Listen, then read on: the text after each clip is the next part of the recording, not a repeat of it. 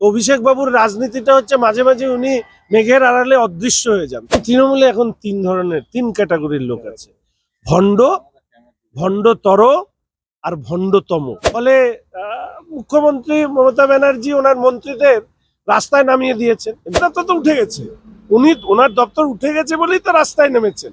রাস্তায় নেমে এই মেয়েরা কি খাচ্ছে রাত্রেবেলা সেটা খোঁজখবর নিচ্ছেন। ভালো কাজ। পুলিশ নেই। তৃণমূলে এখন তিন ক্যাটাগরির লোক আছে, ভণ্ড, ভণ্ডতর আর ভণ্ডতম। উনি এখন ভণ্ডতম ক্যাটাগরিতে পড়ছেন। প্রথম কথা, একদিকে এটাও ভালো যে রাস্তাঘাটে পুলিশ টুলিশ কম, ফলে মুখ্যমন্ত্রী মমতা ব্যানার্জি ওনার মন্ত্রীদের রাস্তায় নামিয়ে দিয়েছেন। এমনিতেই রাস্তায় বসিয়ে দিয়েছে, এখন রাস্তায় নামিয়ে দিয়েছেন। তারা এখন রাস্তাঘাটে ঘুরে ঘুরে দেখে বেড়াচ্ছে মেয়েরা কোথায় কি খাচ্ছে না খাচ্ছে, আবার কি এরপরে বলবে কোন ব্র্যান্ড খাচ্ছে।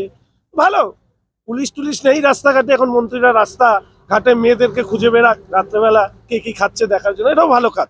শোভনবাবু ভালোই কাজ করছেন। ওনার দপ্তর তো উঠে গেছে, ওনার দপ্তর উঠে গেছে বলেই তো রাস্তায় নেমেছেন।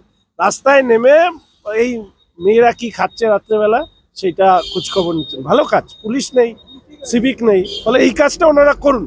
মুখ্যমন্ত্রী তো সব দপ্তরই তুলে দিয়েছেন, উনি তো একটাই দপ্তর। ফলে স্বাভাবিকভাবে ওনার মন্ত্রীরা রাস্তায় নেমে মেয়েরা কি ধরনের খাচ্ছে, কি ব্র্যান্ড খাচ্ছে, এইসবের খোঁজখবর নেওয়াটাও একটা ভালো। দেখুন, আমি জানি না, কলকাতায় এখন সূর্য উঠেছে, বেশ কিছুদিন মেঘে ঢাকা ছিল। তো অভিষেক বাবুর রাজনীতিটা হচ্ছে মাঝে মাঝে উনি মেঘের আড়ালে অদৃশ্য হয়ে যান, তারপরে আবার উদয় হন, আবার অদৃশ্য হয়ে যান।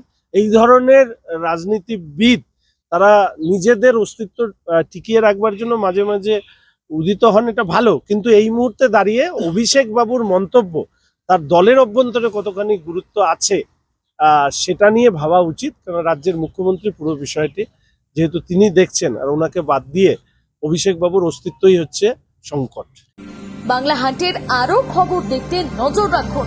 বাংলা খবর মানেই বাংলা হান্ট।